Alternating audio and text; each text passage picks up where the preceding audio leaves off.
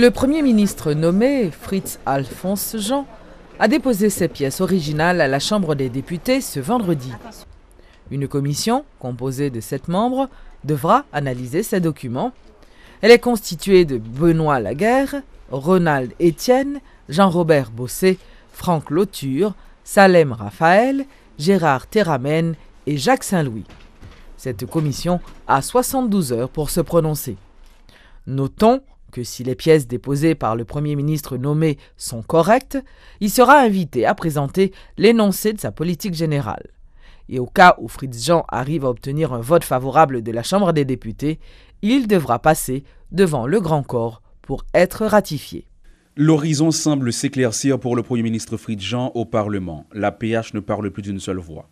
Si depuis le choix par le président Privert de l'ancien gouverneur de la Banque centrale, le député Gary Baudot répétait à qui veut l'entendre que 48 députés attendent le Premier ministre de pied ferme pour un vote de censure, le discours a changé désormais. En effet, les députés du Grand Nord, membres de l'APH, ont décidé de voter en faveur de l'énoncé de la politique générale de Fritz Jean. Sensibilité régionale oblige, selon le vice-président de l'APH, Jean-Berthold Bastien. Il y a des sensibilités régionales qui traversent moi. Moi, pas voulu voter contre lui parce que c'est quelqu'un qui traverse moi et que me traverse, que nous avons réfléchi, qui partage ensemble d'idées avec nous. Une décision qui a été discutée au sein du groupe à en croire Gary Baudot. Le député de Delma, lui, dit conserver sa position comme beaucoup d'autres collègues. Gary Baudot ne veut toutefois pas donner gain de cause à Fritz Jean.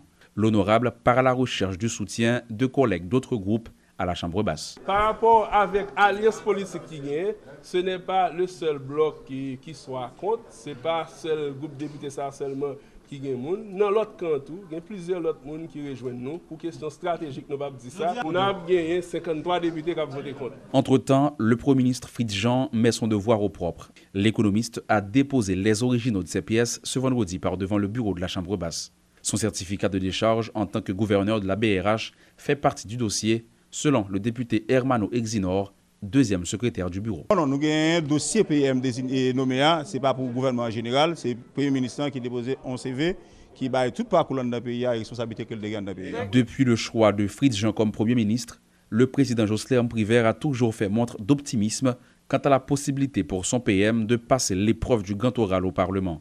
Certains se demandaient avec perplexité d'où pouvait provenir cette assurance. Ce revirement au sein de l'APH semble répondre à cette question. Après tout, M. Privert est un ancien parlementaire. D'ores et déjà, nous demandons chambre députés pour le cas voter favorablement parce que nous pensons qu'il faut que nous fassions. Le sénateur de l'Ouest, Steven Benoît, accordera un vote favorable à l'énoncé de politique générale du Premier ministre investi, Fritz Jean, si son dossier remplit toutes les conditions. Le parlementaire a fait savoir que les pièces déposées par le Premier ministre nommé seront passées au peigne fin.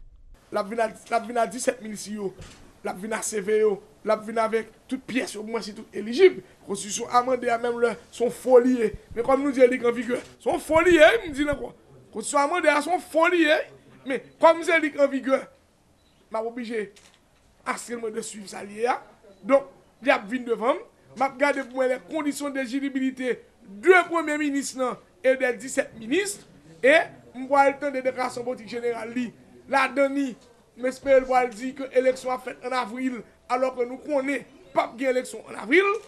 Il va dire, moi, je suppose, comme je suis d'accord, 5 février, est-ce que après le président qui a installé le 14 mai, il faut regarder dans les yeux pour dire mandat là, est-ce que la respecter mandat là? Si je ne suis pas satisfait, mon vote sera contre. Si par contre, l'Assemblée, est-ce qu'il y aura une commission de vérification? Ça, j'ai demandé depuis longtemps, nous mettons toujours. Est-ce que la mettez sous pied? C'est le président privé et c'est le président privé qui n'a pas venir dans le Parlement. C'est le premier ministre pour explication. S'il dit pas faire, depuis là, on ne vote pas dans le bagage. Les plateformes politiques Réponse Paysans et Victoire ont lancé une mise en garde au président provisoire. Selon leur dire, Jocelyn Privert s'écarte de sa mission qui était de réaliser le deuxième tour des élections dans le pays dans un délai de 120 jours. M. Privert, depuis le monter dans la tête pouvoir, il prend une seule initiative, où les gens dans la farine, où les parlementaires dans la farine, où les débats, régler les bagages personnels, les bagages de parti, les bagages de équipe, et puis KEP pas monté, gouvernement pas monté, donc l'État bloqué. Donc nous demandons M. Privé entrer dans l'accord au moins pour le capable de gagner lui-même tout une sortie honorable.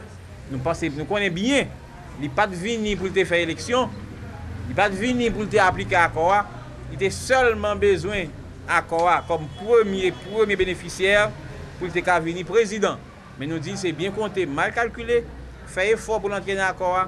À partir de 24 mois, ça, jour l'a compté, seconde li a compté, n'a comptabilisé pour lui. Le 24 avril encore, c'est pire et 14 mai encore, c'est pas parlé. Monsieur Privé pour passer dans l'État, même les passages li yo pas de jambes sain dans toute institution qu'elle te passé yo, mais nous avons un minimum qu'elle doit sauvegarder en termes de moralité. S'il connaît le pape qui respecte l'accord, ce n'est pas 120 ans qui vient passer là, c'est 120 jours, 14 mars prochain, il prend le temps épuisé 25% sur 120 jours là.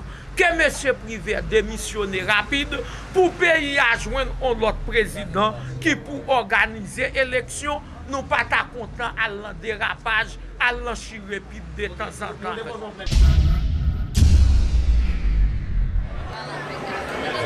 La Chambre de commerce des femmes entrepreneurs d'Haïti a été officiellement présentée ce vendredi.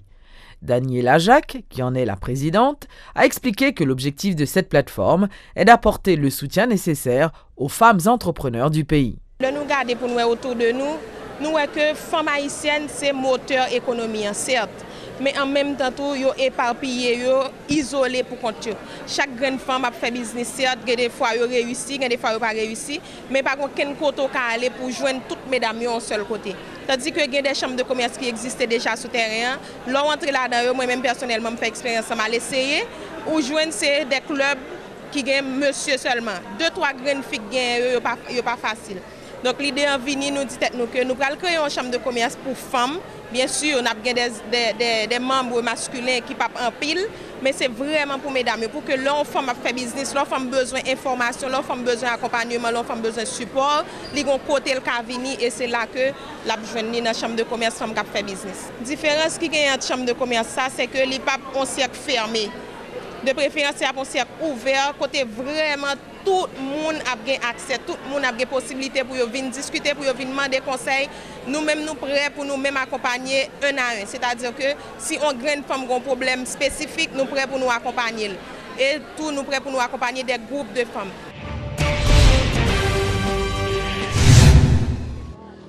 Une délégation composée d'Argentins a visité ce vendredi le mémorial dressé en mémoire de 2 Haïtiens, Louis Douin et Marcel Numa, assassinés en novembre 1964 sur les ordres du président François Duvalier.